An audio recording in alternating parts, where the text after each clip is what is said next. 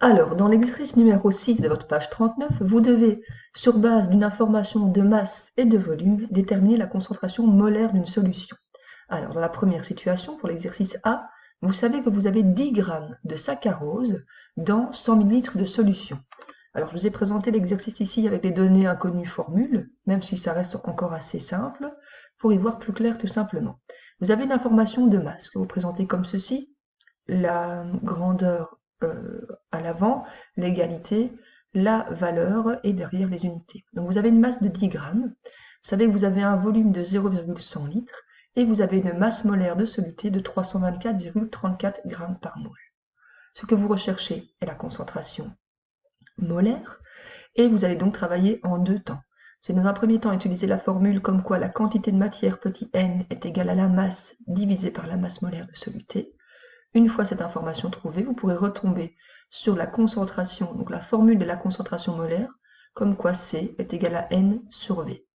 Alors vous avez ici le détail des étapes. Première étape, recherchons la quantité de matière, la masse divisée par la masse molaire. Vous arrivez à une valeur de 2,92 fois 10 exposant moins 2 moles. Et puis finalement, vous pouvez utiliser votre deuxième relation, C est égal à N sur V. Donc N 2,92 fois 10 moins 2, que l'on vient de calculer ici, divisé par le volume de 0,100 litres. Vous arrivez donc à une concentration de 2,92 fois 10 exposant moins 1 mole par litre. Alors, c'est ici, dans le point B, exactement la même démarche avec des valeurs différentes. On est dans un cas de figure où on a 5 grammes de glucose dans 50 ml de solution.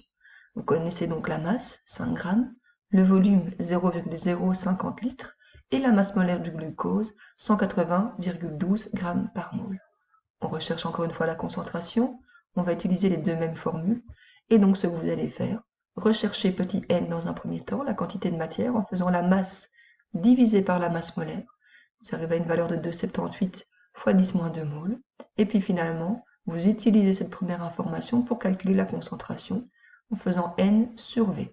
Donc 2,78 fois 10 moins 2 divisé par 0,50, ce qui vous amène à une concentration molaire de 5,56 fois 10 exposant moins 1 mol par litre. Dernière situation, point C, vous avez donc 2 fois 10 exposant 3 grammes de sel de cuisine, chlorure de sodium, dans 15 litres de solution.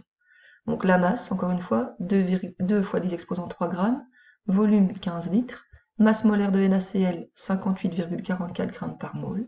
Vous êtes même inconnu, vous recherchez toujours, vous travaillez avec les mêmes formules, donc la quantité de matière qui est égale à la masse divisée par la masse molaire, et C qui est égal à N sur V.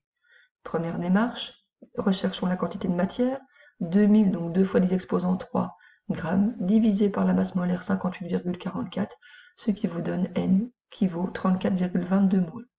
La deuxième étape, on recherche C, C qui est égal à N sur V, donc 34,22 moles, divisé par 15 litres, ce qui vous fait une concentration de 2,28 moles par litre.